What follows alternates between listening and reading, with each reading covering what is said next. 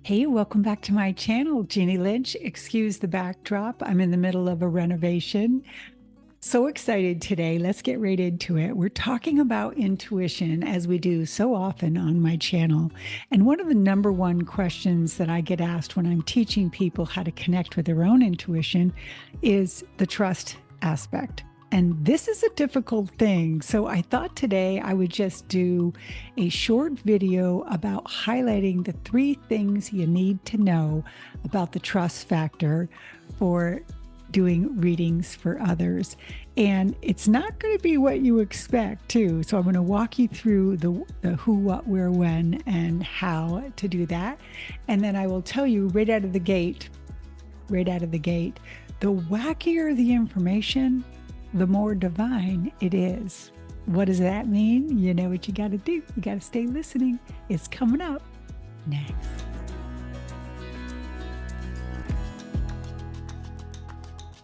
So I want to start with where it should start. And it should start with just uncovering and learning absolutely everything that you can about energy. I mean, remember, we are called energy healers, we're called energy readers. There's a reason that you need to know energy. And so your first question is, well, where do I start learning about energy? First off, you better be connected to your own. You better know when you feel good and when you feel off, or when you feel balanced, or when you feel sick. All right. Knowing your body is probably one of the first best ways to get connected. You cannot read for others unless you understand how energy comes into you. And there's so many videos that talk about the way in which we receive information. That's not this video. That's this video. Okay. Today, we're talking about where to start with understanding energy. And I will share with you when I first started and I was interested, I got a deck of cards. My daughter had passed away. I wanted to know where she was. I was trying to debunk or go beyond my Catholic beliefs and understanding the other side and heaven and higher vibration. And I started with the chakras. I started with meditation. I started with a lot of silence. I started with a lot of crying, right? We call it the dark night of the soul, right? Usually there's some experience that causes this awakening, and then our awakening causes the need for more discovery and so on. But today, I want to give you the things that you could start with. Absolutely, the chakra system, astrology, understanding enneagrams, understanding even Myers Briggs is another form of reading energy. These are all profiling, but they're also describing your energy and how you might see and perceive things based on your birth date, based on your chakras, based on your heart being opened or closed, right? You need to know how these things feel and also the connection to the language that is in all of it. So, see the books behind me?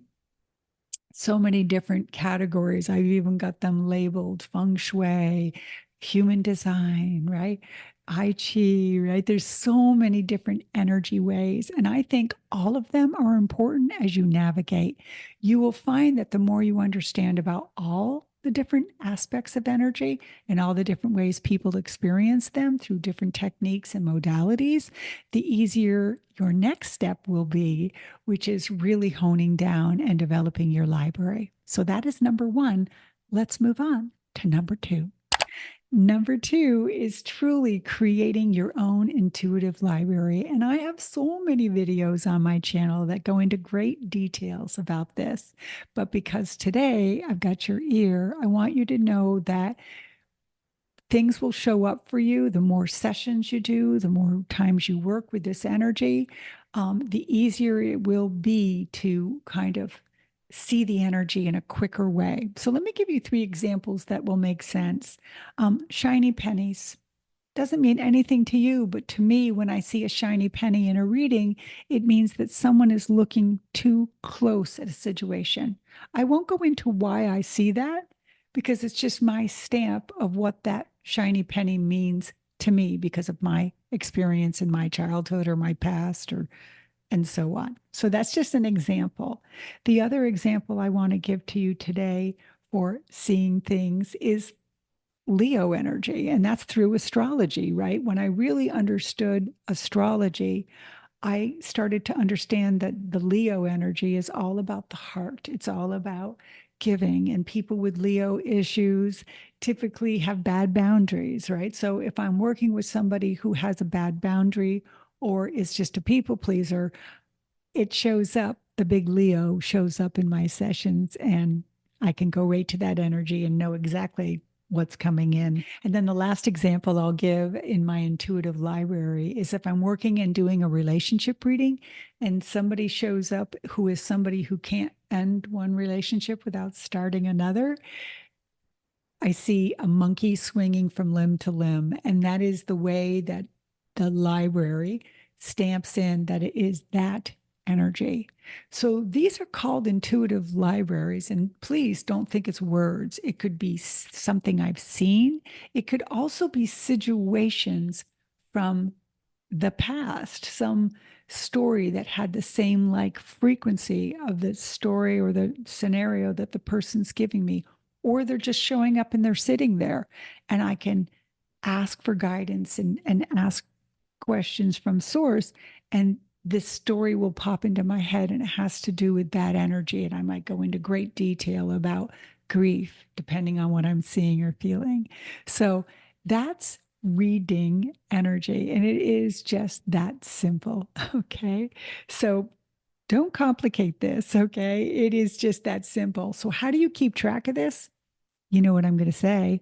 You have to write it down, commit it to memory, and even say to your guides, wow, when I see this energy, I'll see it in the form of a shiny penny.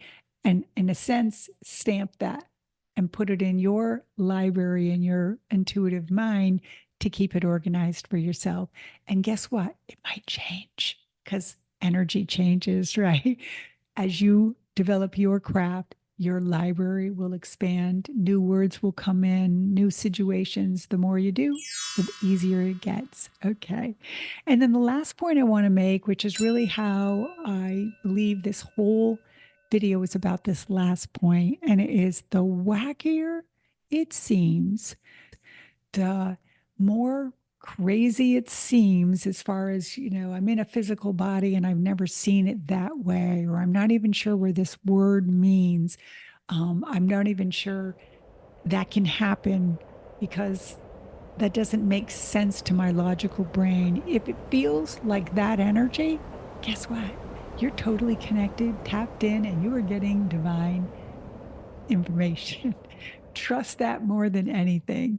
That's how I know it's amazing. Okay. So, and you will get stuff that makes sense and you will get a lot more that doesn't make sense. So, I'm going to share three little examples of that the answers came through years later. At the time I received the information, I had no idea what was going on, but I think it will make my point. We'll call this the bonus round coming up next. Okay. So, for my bonus round, I have three words for you: androgynous, I have forerunners, and I have walk ons. What the hell is this? Okay.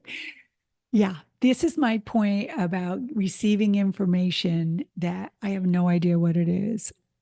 And then going to look it up, going to dive in a little bit deeper, and then learning and connecting way after the reading.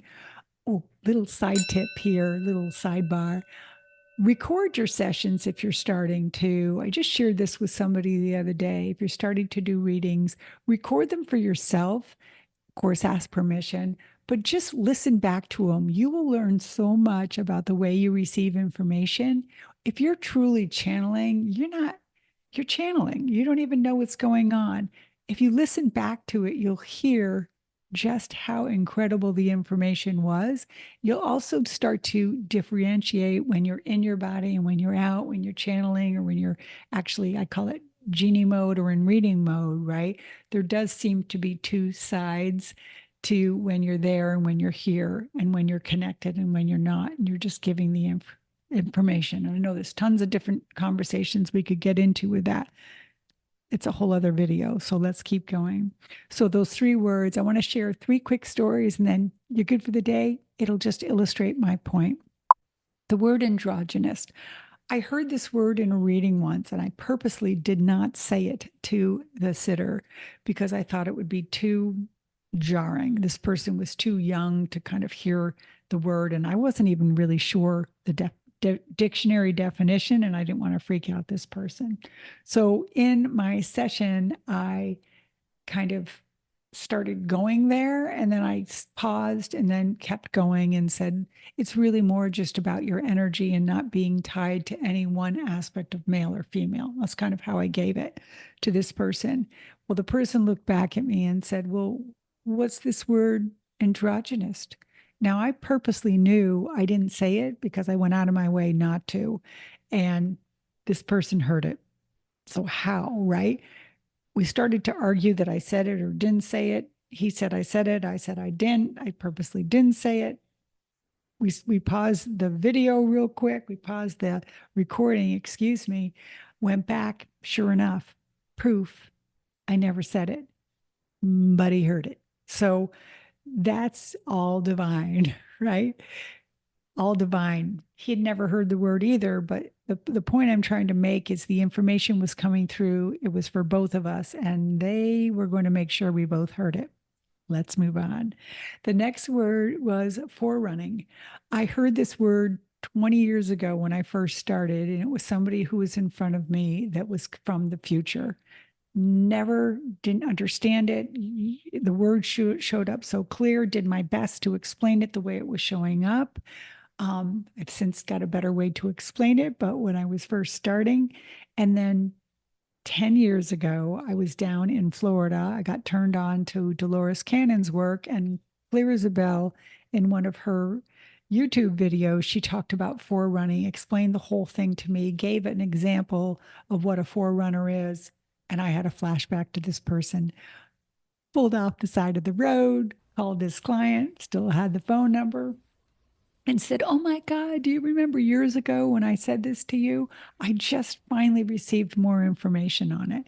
So again, the wackier, the crazier, the better the information, the more connected to divine it is.